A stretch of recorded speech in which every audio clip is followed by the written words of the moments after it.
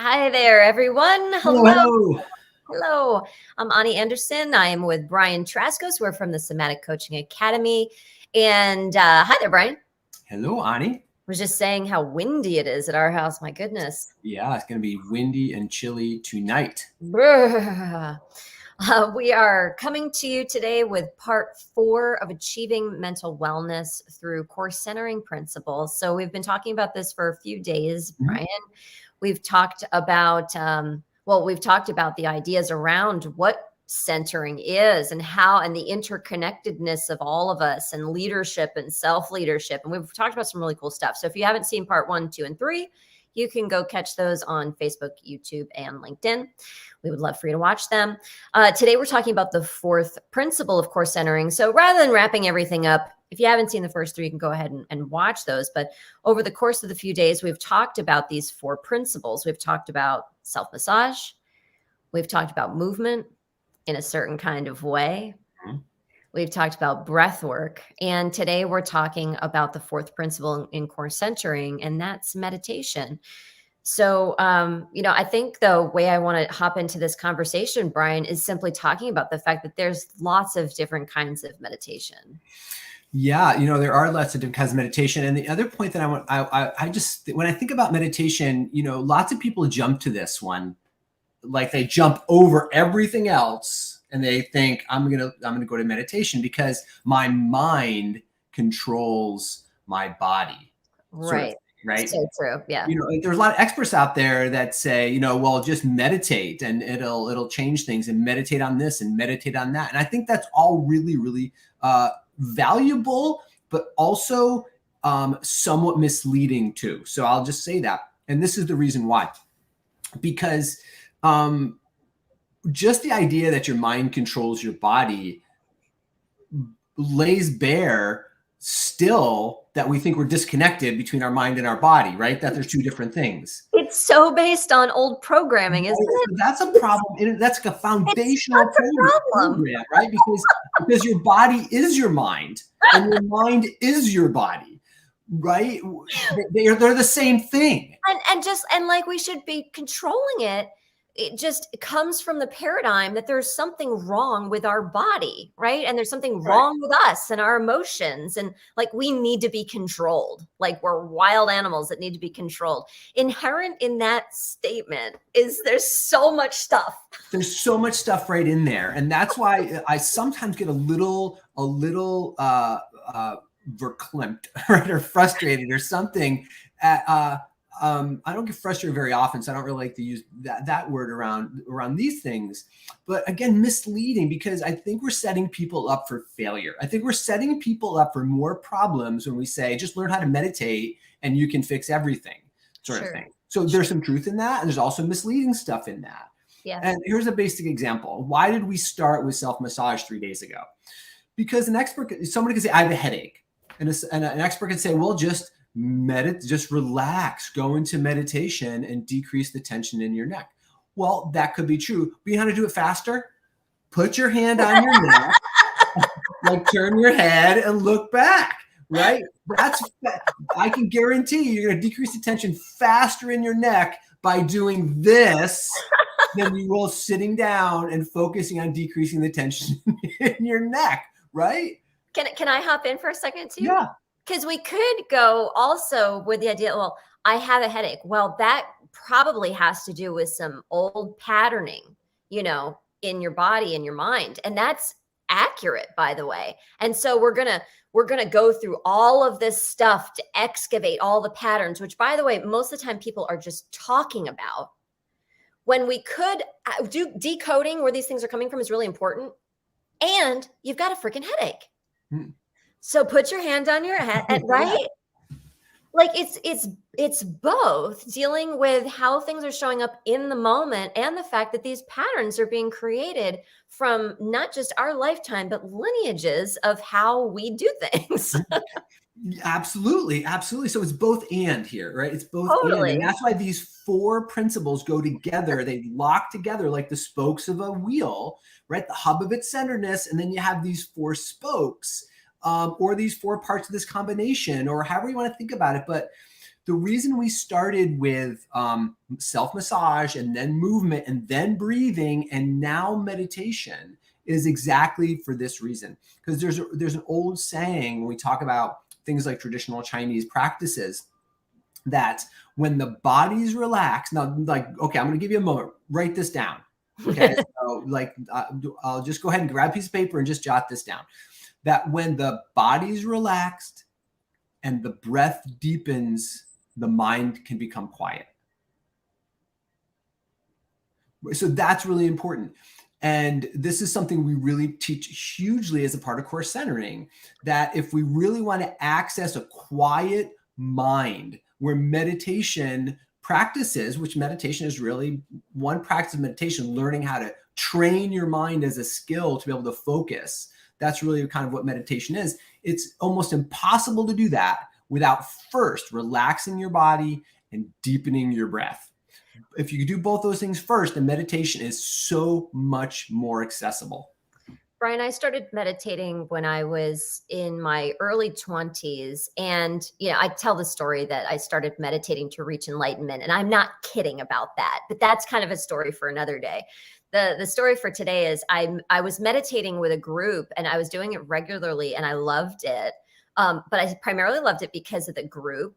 I was hiding this dark secret. It felt like a secret to me that even though I was meditating with the group regularly, even though sometimes I led the group, I couldn't get my mind to be quiet. Mm-hmm. And finally, one day I allowed, my shame and my guilt around my weirdness around this to abate enough to say to my teacher, I'm really embarrassed to say I can't quiet my mind and I'm really frustrated about it. And she laughed and said, that's not the point. The point is to watch the mind.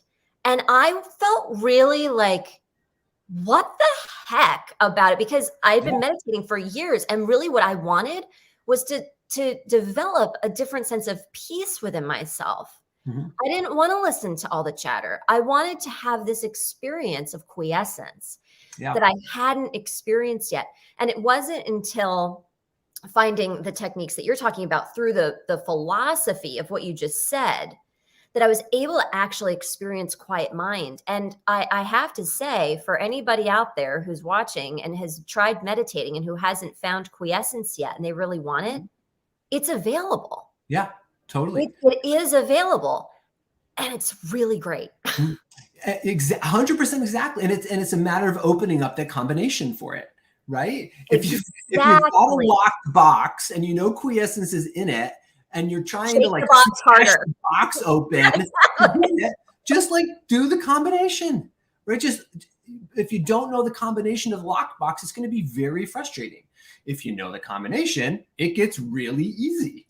And so, hey, Carrie, I love seeing that Carrie's here. Yeah, isn't that a great word, quiescence? It's one of my favorites. So a part of core centering is what we do is we teach you how to open.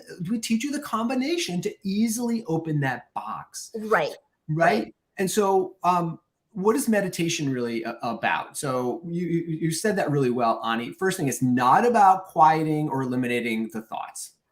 And I like to say that, what, would you ever want your heart to stop beating or your lungs to stop breathing? Right. I mean, the heart is meant to beat, the lungs are meant to breathe, and the mind is meant to think. Yeah. And so why would we want it to stop doing that?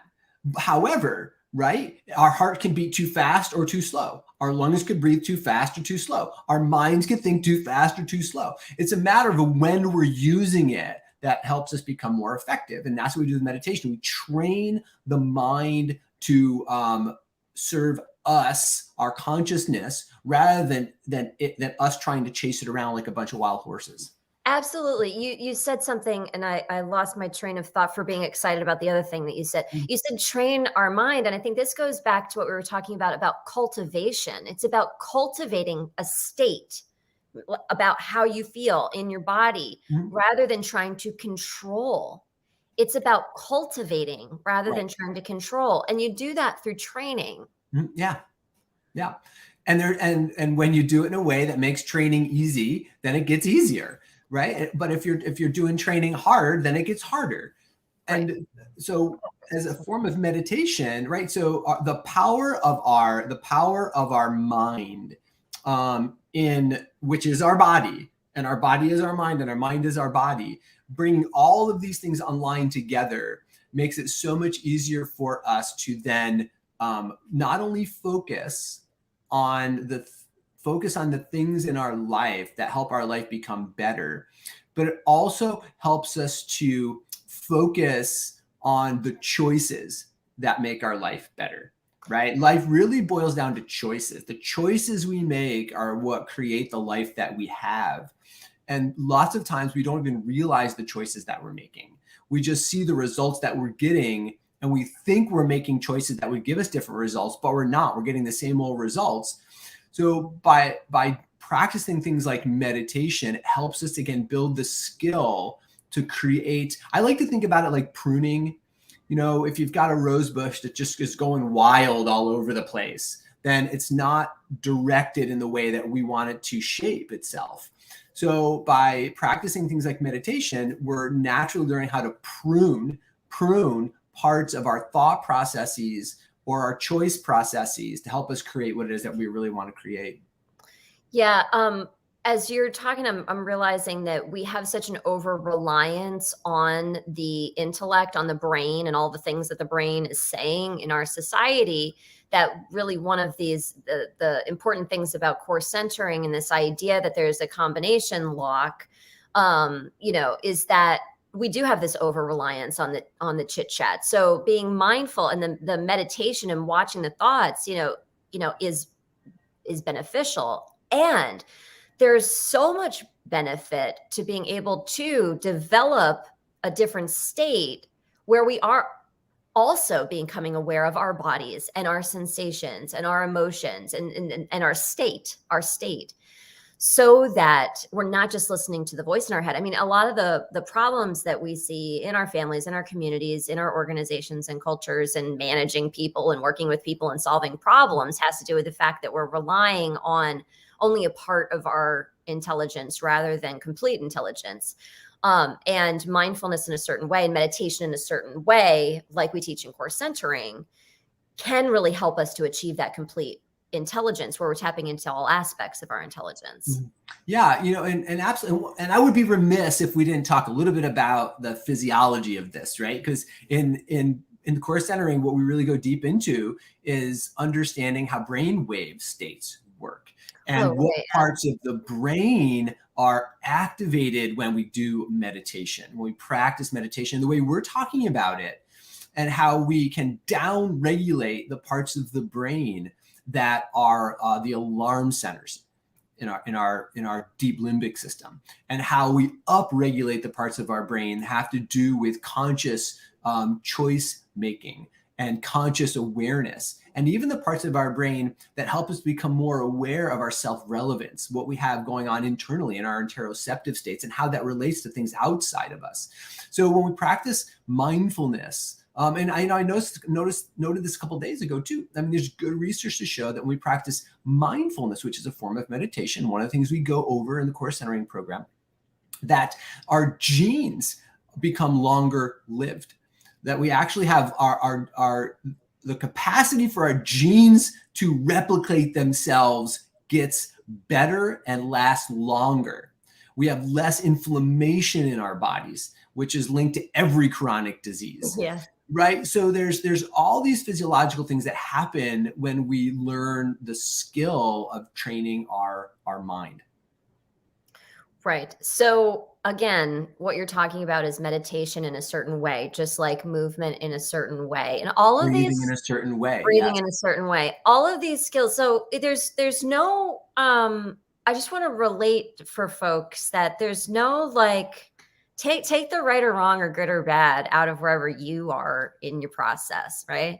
Because there's some people who have developed, and worked with their breath for years and years and years, and maybe they haven't reached whatever state they want to reach or whatever. They've worked with massage or with movement or meditation or whatever for years and years and years, we have this tendency to think that there's some linear process around our learning and development in terms of really developing well-being. And I see it, rather than a linear process, more of like a labyrinth. There's like an in breath and an out breath kind of thing, an in breath and an out breath, because there's always so much for us to keep learning. Mm-hmm. When we have an open mind, there's always so much for us to be able to learn. So Brian, let's just let's touch upon how these things, these 4 principles, really help us to develop a sense of well-being. And I think, to start the conversation, if you don't mind, I'd love to talk a little bit about what we think that means, like what we think well-being means, because I'll start. So for us, well-being is, it's beyond health and it's beyond wellness. Whereas health is like, I've got a problem, how do I fix it? And wellness has this paradigm of how do I prevent problems? Mm-hmm. Well-being really takes this idea, the way that we talk about it. Well-being really has this inherent in it, this idea that problems and opportunities are, disguised, right? It's like the same thing disguised. So when we have problems, it's not that there's something to fix. There's opportunities for us to discover. Mm-hmm. It involves this really holistic. I don't mean that like holistic, like I go to yoga class, kind of like whole with a W, like the whole circle, whole perspective. So that we see ourselves and we see our life and we see our circumstances from different perspectives, so that we can continue to work towards seeing things as a whole. Because that's really where peace comes from. Mm. Yeah, I think that what I'm hearing you say is that well-being isn't a place; it's a way of being. In a certain way, right? So we keep talking about this in a certain way, breathing in a certain way, moving in a certain way, meditating in a certain way, self-massage in a certain way. And when we do all those things in a certain way, our well-being becomes a way of being, Because let's face it, things happen in the world that we don't have any control over. Exactly. And how we interface and interact with those things is determined by our level of being, And when we are operating from a level of well-being, we navigate those things that happen in the world that we can't control in a completely different way than if we're navigating them from a place of ill-being, or even. What's really fascinating about what you just said? We have these constructs about what health means in our society, where it's very difficult to talk about. We define health as the absence of disease, which keeps us in the disease process as we talk about it. But as you were just describing well-being, it actually, I'm not very articulate, it actually describes a state that, to me, sounds like the opposite of how we describe health. It's this place of being well. I don't know if that just made sense. The contrast around how we describe health and how we're describing well-being, was just really interesting to me as you were describing it. To me, it really is talking about something that is whole. So that's kind of cool. Yeah, it's really interesting, Ani, because you've worked with lots of people over the years, just like I have, who have been in dire situations in their physical health, right? I mean, we've both worked with people in hospice, in end of life care. We've both worked with people with chronic medical conditions that, where their physical capacities may never get better than they are right now. I mean, I've worked with people who've had, disc bulges to the degree where they can't walk, where they can't move. And not every time, obviously, but enough significant times it happens where while we're working with people, they will come to a place where they are incredibly grateful for their physical issue that they have going on. And while it's still an issue, they say, I've never felt more well in my entire life. Yeah. And so we're suddenly living in this dichotomy of, from the outside observer, you'd be like, what are you talking about? You can't move your leg. You're still on pain med, all these things. And I know exactly what they're talking about because I've been in that same place. You've entered a different state at that point in time. Exactly. And when we help people continue to cultivate that state, a shocking amount of time doesn't always happen immediately, but a shocking number of time, the physical illness dissipates and changes. Yep. And without, I mean, I could list a bunch of people, but right then it's not confidential. I don't have permission to list their stories, but I could top of mind. I have 5 or 10 people off the top of my head. I could tell those exact stories about. You're reminding me that, Einstein says we can't solve problems from the same level of consciousness with which they're created. And this concept of well-being is a different level of consciousness than we have developed our systems around, our systems of health care, our educational systems, the way that we operate with our political systems. Those systems were created on a level of consciousness that isn't going to be able to elevate them, right? Mm-hmm. We need to solve the problems from a different level of consciousness, and well-being is an invitation to attain a different state so that we can begin to tackle some of these problems from a different level of consciousness than they were created. Mm-hmm. Yeah, absolutely. Yeah. So we invite you, if you've been considering joining our core centering program, to check it out. I'll put the link in the comments. We really would love to have you join us for that. There it is. So you can check it out. Mm-hmm. Where we'll be teaching these 4 principles in a certain way. And it's a 2-day live course, and then you have support with us for a month. And the cool part about that, there's a few cool parts about that. It's really very easy and quick. The actual training portions are only 2 days. And then you get support for a month where you get to process and work with and do some of these things with a container, getting support from us. Yeah. Which I love the design of that. So it's really cool. Did you want to say anything about that before I say goodbye? No, not. Just grateful to be able to be here over the last couple of days and sharing this, and would love to have anybody who's really interested in developing the capacity for well-being in their own life, and also with the added bonus of sharing that with other people. Those are the kind of folks that we're looking for to be a part of the core centering program. Yeah. And the cool thing is, we tell people you can be the go-to stress reduction expert, which really, let's be honest, folks, is what people are asking for out there. People are asking for, please help me reduce our stress. And what we know when we go out there and do it with core centering is we're not just helping them to patch with Band-Aids. We're actually helping to create people and communities and organizations and cultures of well-being, so that we can be well, so that we can be evolved, different. Yeah. There's so many of these problems that are just being recreated. So as a core centering practitioner, you can really make a difference like that. Absolutely. So this is really fun to talk about, Brian. Thank you so much for your time. Everybody. And so thank you very much for joining us. If you haven't caught part 1, 2, and 3, you can catch them on whatever platform you're watching right now. And we hope to see you in core centering. Thanks, everybody. Bye, everyone. Bye-bye.